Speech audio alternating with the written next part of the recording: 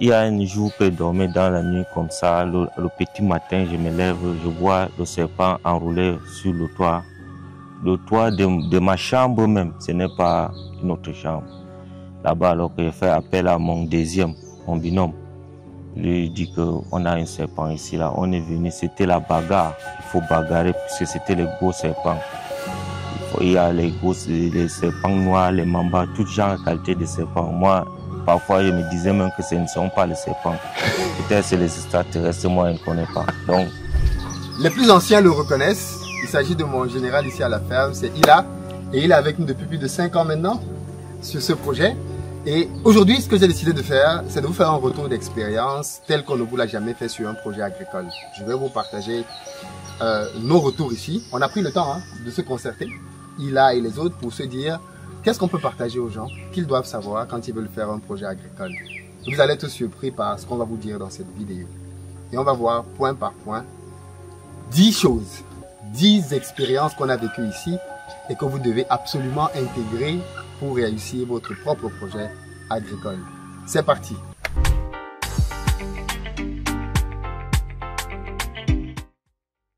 Les amis, j'ai une très bonne nouvelle pour vous. Pour ceux d'entre vous qui êtes au Cameroun, on se retrouve ce samedi 26 juillet au Djega Palace à Yaoundé pour une formation sur 3 business à lancer quand on est au Cameroun. Il va être question pour moi de vous montrer des pépites auxquelles vous ne pensez même pas. Comme je l'ai fait la semaine dernière à Douala, et la conférence a eu énormément de succès. Les gens étaient très surpris de se rendre compte qu'il y a de l'argent autour d'eux, mais ils ne savent juste pas comment le gagner. Donc si vous êtes à Yaoundé ou si vous voulez être là pour bénéficier de cette formation, il y a un numéro, vous le réservez. On se retrouve par la suite à Dakar le 9 août, là aussi pour 3 business, mais cette fois-ci en ligne. Parce que je vais vous montrer comment gagner de l'argent avec Internet. Il faut que les gens arrêtent de se servir d'Internet uniquement comme d'un espace dans lequel on va pour consommer. Internet permet de gagner beaucoup d'argent. Vous devez changer votre vision de l'utilisation d'Internet. Donc on va se retrouver à Dakar le 9 août. Vous avez le numéro là aussi qui s'affiche pour une formation exclusive sur ce thème. Et puis les amis qui sont en France, Back to Africa, l'événement annuel que j'organise au Palais des Congrès. La billetterie est désormais ouverte et en plus vous êtes en grosse promo en ce moment. On a réservé 100 places seulement à 100 €. Donc si vous voulez en bénéficier, c'est le moment pour vous de le prendre. Par la suite, ce sont des places qui seront bien évidemment à l'arrière, ne vous attendez pas à être devant. Mais on a mis cette promo là à l'arrière. Donc si vous êtes étudiant, vous avez un petit budget, ce sont les meilleures places à prendre à ce prix-là. Par la suite, on va commencer avec les promos à 150 €. Mais je rappelle que le prix final sera de 450 € cette année. Donc, c'est vraiment le meilleur moment pour vous de vous rouiller sur cette opportunité et de prendre vos places. Si vous ne pouvez pas être présent, prenez les places en stream, à distance. Elles coûtent 99 € au lieu de 300 €. Donc, pour le moment, là encore, on a une super promo sur le stream et c'est le moment d'en bénéficier. Pour rappel, Ila est venu dans cette ferme il y a un peu plus de 5 ans maintenant, en provenance du Nord Cameroun, pour nous accompagner dans notre aventure. Il a donc une parfaite expérience de tout ce que l'on a vécu ici comme péripétie. Voilà pourquoi je vais faire cette vidéo avec lui, parce qu'il va vous raconter les anecdotes de chacun des points. On va commencer tout de suite, ok? Le premier point que je veux que l'on voit ensemble, c'est la sécurisation du site. On a eu énormément de difficultés ici au début, notamment avec un fameux féticheur. Les plus anciens d'entre vous se souviennent peut-être de ma confrontation avec le féticheur qui était venu, qui avait fétiché tout le champ. On a eu un affrontement là où il avait une longue machette. Bref, est-ce que tu te rappelles de cet épisode? Qu'est-ce qui s'était passé? on avait un féticheur ici, là. Lui, il battait à son côté, puisqu'il a dit que le terrain appartenait à son patron. Et ce n'est pas pour investir au pays. Nous, du coup, on était vers le côté d'investir au pays. Nous aussi, on bagaillait pour notre patron. Il est venu féticher le terrain en nous interdisant d'aller là-bas. Et il a dit que si quelqu'un passe là-bas, il meurt. Il meurt. Donc, du coup, nous, on était là comme ça. Ce qui lui fait partie, c'était le chien ici, qui lui fait partie. Oui, quand on a pris, parce qu'on a fait venir la police, la gendarmerie, oui. Il revenait sans cesse. Il revenait, oui. Jusqu'au jour où on a ramené un berger malinois ici. Oui. Et quand le chien est arrivé, il n'est plus jamais venu. Parce que le chien ne connaît pas les fétiches. Mais les plus anciens, vous vous rappelez de cet épisode. Il a mis des fétiches partout. Bref, c'était une histoire incroyable. Donc, premier point, si vous voulez acheter un site agricole, pensez à le sécuriser. Pensez à le titrer même, s'il n'est pas titré. Parce qu'il y aura toujours des gens qui auront des velléités sur votre site, qui voudront s'en accaparer. Donc, première expérience, le site. Deuxième expérience, l'accès à votre ferme. On a eu énormément de problèmes dans cette ferme, notamment dans les débuts, et jusqu'à très peu de temps d'ailleurs pour accéder ici. Tu peux en parler? Oui. Bon, au début, ce n'était pas facile, hein. C'était pas facile. Pour faire entrer les matériaux ici, là, il a fallu beaucoup la souffrance, puisque il y avait les arbres qui tombaient, barraient la route. Il fallait d'abord couper avec des machettes pour avoir l'accès au passage. Et non seulement il y avait la boue, les mados, donc, et tellement parfois pour que le camion de matériel arrive à la ferme, il a fallu peut-être 48 heures, donc 2 jours.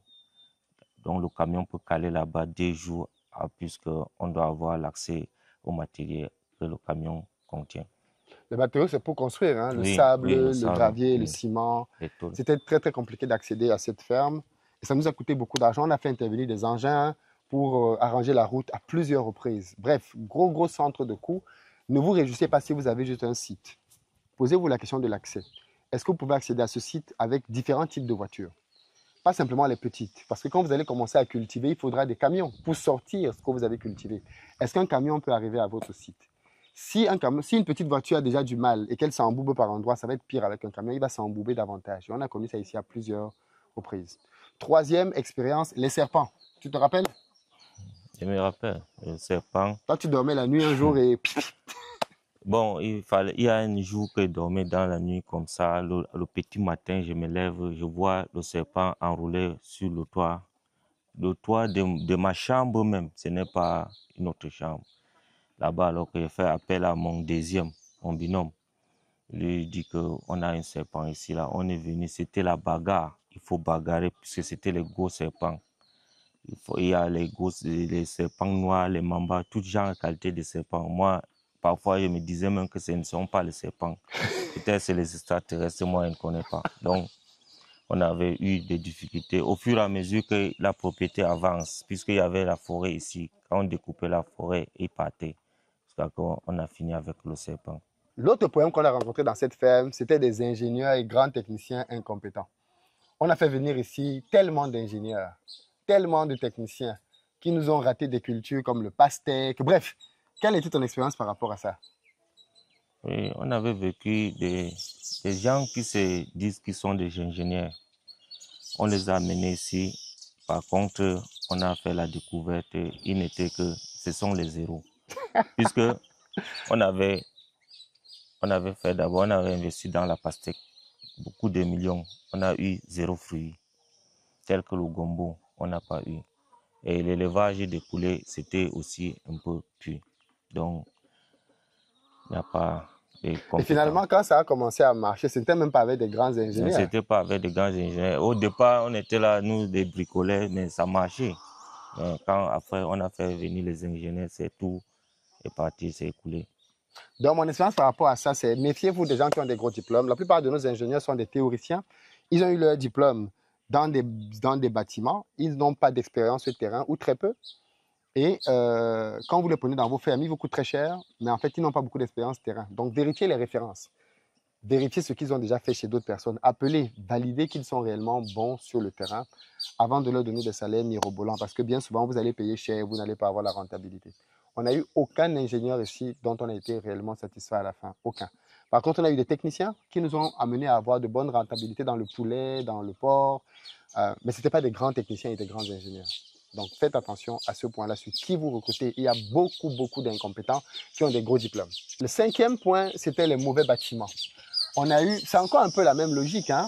On a eu des ports. Tu peux parler de raconter ce qui s'est passé au bâtiment de port? Concernant le bâtiment, il a fallu beaucoup de maçons. On a commencé d'abord par un maçon là et il a fait, après on a mis les ports là-bas, ça a tout fracassé, les loges. Donc la dalle qu'il avait fait, c'était cassé, les murs étaient cassés. Il fallait encore refaire ça. Et c'était beaucoup de dépenses, vraiment, Effectivement, on a dû refaire le bâtiment de port plusieurs fois. plusieurs fois. Parce qu'on a fait venir des techniciens. Et à chaque fois, la dalle ne tenait pas. Parce que plus on avait des ports, plus ils mettaient de la pression sur la dalle et la dalle craquait à chaque fois. Ça nous a coûté bien évidemment assez cher parce qu'il fallait à chaque fois refaire revenir d'autres techniciens pour refaire les bâtiments parce qu'on avait juste eu des incompétents les fois précédentes. La sixième difficulté, c'était au niveau de la surveillance du champ. On nous a volé tellement de choses ici au champ. Le chien nous a beaucoup aidé après. Oui. Mais avant qu'on ait le chien, on nous a volé à tous les niveaux. On nous a volé. On avait eu des difficultés de l'insécurité ici. Il y avait beaucoup de cas de vol. Beaucoup de cas de vol ici. Et il y avait même des nuits que nous, on ne parvenait même pas à dormir, même 2 heures du temps. Puisqu'il faut être éveillé pour surveiller la ferme. Et bon, du coup, on a apporté un chien qui nous a aidés et c'est ça que ça fait permis que le vol, c'est vraiment, on oublie le vol ici à la ferme. Les gens volaient les tôles. Les tôles. Les gens volaient. On volait tellement de choses. Les poulets. Et un matin, je me suis levé. On a trouvé qu'on avait peut-être une cinquantaine de poulets qui ont disparu très tôt le matin. Et la cause de ça fait partie même certains gars ici avec nous ici. Oui. Jusqu'à on a fini ça à la gendarmerie au PK 17 là-bas. Ah oui, je me rappelle de ça. Oui, à l'université là-bas. Oui, c'est vrai. C'est vrai, effectivement. On a eu du vol des techniciens, du vol de tes salariés, des collaborateurs. Vous pouvez être dans la ferme et le matin, les poulets disparaissent. C'est pas possible. Donc, le vol et la sécurisation du site est un point très important. Et vous l'avez compris, à chaque fois, le chien nous a été d'une très grande aide ici. 7e erreur qu'on a faite, c'est choisir des mauvaises cultures parce que le sol n'est pas propice pour toutes les cultures. Et notamment, je crois que l'une des mauvaises cultures, c'était la pastèque. La pastèque. Parce qu'avec la pastèque, on avait arrosé. On avait tout fait. On a souffert ici pour arroser les pastèques. Mais en fait, le sol n'était juste pas assez riche pour faire de la pastèque. En fait, moi, je me disais aussi, on avait beaucoup échoué dans les cultures. Précisément la pastèque.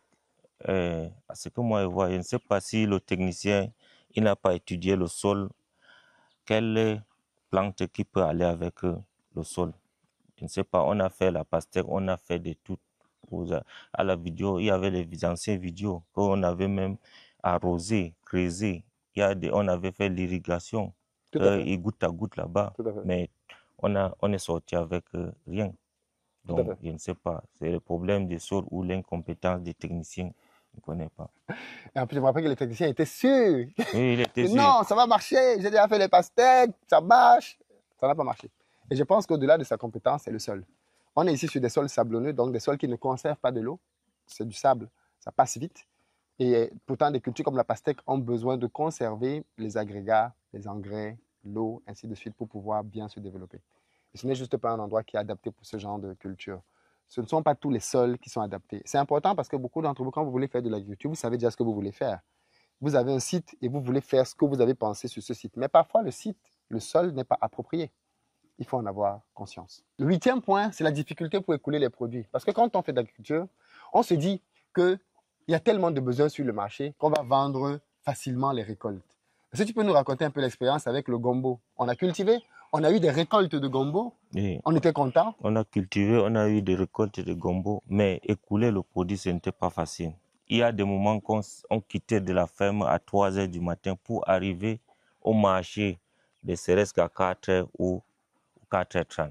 On est arrivé comme ça, on vendait. Donc, puisque en journée, le marché est saturé, il fallait la nuit à l'aube pour vendre, puisque du moins, il n'y a plus les gens. Les gens qui viennent à l'aube, c'est juste pour acheter les fruits. Donc, nous, les grossistes, ils sont sur place et les détaillants viennent acheter pour aller les vendre. Donc, vraiment, quand on part là-bas, il y a des moments qu'on ne parvient même pas à vendre. Imaginez qu'on investit 1 million dans la culture et tu pars, tu vends, tu rentres avec 50 000. Ça, c'est vraiment, c'est minime. Ce n'est pas vraiment... Il y a des moments qu'on laissait les sacs là-bas au marché, on consignait dans un magasin, on rentre le lendemain, soit on laisse à quelqu'un de vendre pour nous envoyer de l'argent. Et quand il y a un démarcheur, s'il vend le sac à 10 000, mais dans la tête qu'il aura 1000 francs là-bas. C'était compliqué pour le gombo aussi. C'est l'écoulé. Donc, principe simple en agriculture, il faut toujours trouver des débouchés avant de lancer des cultures. Il ne faut pas partir du principe qu'il y a des demandes, il y a le marché, on va s'en sortir. Non, non, non. Bien souvent, on ne s'en sort pas. L'écoulement doit être quelque chose qui est parfaitement pensé en amont. Ce qui nous amène au 9e point, la malhonnêteté des grossistes. On a eu des gens ici, effectivement, avec qui on a fait des deals. Pour dire, OK, vous avez déjà des réseaux de distribution, on va vous donner les poulets, on va vous donner les gombos. Il a commencé à en parler un peu, vous allez distribuer pour nous. Et là, on s'est rendu compte qu'il y a beaucoup de malhonnêtes, notamment avec les poulets. Vous convenez d'un prix, et après, il vient au dernier moment, il modifie le prix. Oui, ce n'est même pas tout, hein. Avec les poulets, on avait eu beaucoup de difficultés. Parfois, on vendait toujours nos produits dans les grands hôtels. L'hôtel prend le poulet pour payer, il faut un mois. Et comme ça freine aussi l'entreprise. Puisque l'élevage est quelque chose qu'il faut tourner. L'aliment, le poulet ne peut pas dormir sans manger. Et quand le poulet ne mange pas, même une journée comme ça, il perd le poids. Donc, on avait des difficultés. Tu peux aller livrer à un grossiste, il te dit que non, il veut vendre le lendemain, il te donne l'argent, fait même une semaine là-bas. Donc, il y a trop de malhonnêtes aussi ici. Voilà le point aussi. Effectivement, on a eu le même point avec les grandes entreprises. Ça nous amène au 10e point, la malhonnêteté des grandes entreprises. En réalité, j'avais même fait des vidéos dessus parce qu'il y a beaucoup de grandes entreprises qui tuent les petites. Quel est le principe? Tu vas voir une grande entreprise, tu leur vends ton poulet. OK? Tu leur dis, OK, je vous vends du poulet, ils sont supposés te payer la semaine d'après, ou maximum un mois après. On a eu ça avec des hôtels. J'ai même tapé du poing sur la table parce que tu vends ton poulet à une entreprise, ils prennent ton poulet, ils le vendent à leurs clients dans leur restaurant de l'hôtel. Donc, ils ont encaissé l'argent des clients. La date à laquelle ils doivent te payer passe. Une semaine passe, 2 semaines passe, un mois passe, 2 mois passe, 3 mois passe. J'ai dû faire des vidéos pour que des grands groupes de milliardaires ici commencent à payer les factures. Parce que bien évidemment, personne n'aime la honte. Mais c'est vous dire à quel point certains gros groupes ici tuent les petits. Parce qu'il a déjà pris ton produit, il l'a vendu. Et entre-temps, attention, il continue de passer des commandes. Hein. Il te passe des commandes. Toi, tu fais que travailler en fonds propres. Tu payes. Mais pareil pour des centres, pareil pour des épiceries, des centres commerciaux. Il te prend ton produit, il le vend et il ne te paye pas. Donc, il fait tourner ton argent. Il fait tourner ton argent plusieurs fois, plusieurs semaines, plusieurs mois. Et toi, tu es à sec dans ta trésorerie. Le mec continue de ne pas te payer. Beaucoup d'entreprises ont arrêté de travailler avec des hôtels, avec des restaurants, avec des grands groupes à cause de ce genre de pratique. Parce qu'à la fin de la journée, ton business est mis à mal. Donc, c'est aussi pour ça d'ailleurs qu'on a beaucoup développé le fait de pouvoir écouler nous-mêmes nos produits au travers de notre restaurant. Parce qu'au moins là, on était sûr que ce qui sort d'ici va au restaurant, on vend, on est tranquille, on a la maîtrise de nos chiffres. Mais globalement, il faut faire attention à ce point-là. Il faut clairement faire attention à ce point-là. Est-ce que tu veux dire autre chose, Dila? Ou alors c'est Oui. OK. Ah, voilà tout ce que je veux dire. Dans tous les points que nous on a cités, vraiment, si quelqu'un veut investir, il faut qu'il se méfie de tous ces erreurs-là. Donc, à chaque fois qu'on se tombe, on se relève, il faut prêter très attention à l'avenir. C'est ça que moi, je peux dire. Et bien évidemment, c'est indispensable d'avoir quelqu'un comme Ila qui est un pilier, qui est honnête, parce que sinon votre projet est mort. Je veux dire, on est arrivé à un stade où on s'est rendu compte que même les ingénieurs comprenaient voler. Même les ingénieurs. Et on est arrivé à un stade où on avait instauré le fait que même si tu es docteur en agriculture, c'est Ila le boss de la ferme. Peu importe ton diplôme. Si tu veux bosser ici, c'est Ila ton patron. Et ça, bien évidemment, ça gêne l'ego des ingénieurs. Ils se disent, mais c'est qui c'est Ila là qui va être mon patron? Mais en fait, il a fait preuve au fil des années d'intégrité, de volonté, de travail. Et on s'est dit, on préfère le responsabiliser lui. C'est lui qui passe les flux financiers, c'est lui qui surveille la ferme, ainsi de suite. Il n'est peut-être pas ingénieur, il n'est peut-être pas technicien, mais il a le cœur qu'il faut pour pouvoir faire avancer un tel projet. Donc, je vous conseille, si vous voulez faire un projet agricole, d'avoir quelqu'un comme lui, une ressource fiable, honnête, intègre. Je voulais faire une petite dédicace pour Ila, pour le remercier déjà pour son engagement et son implication chez Investir au Pays depuis toutes ces années. C'est quelqu'un qu'on a pris depuis pas mal d'années maintenant dans le Grand Nord. Et je pense que si vous voulez réussir un projet, il vous faut un ILA.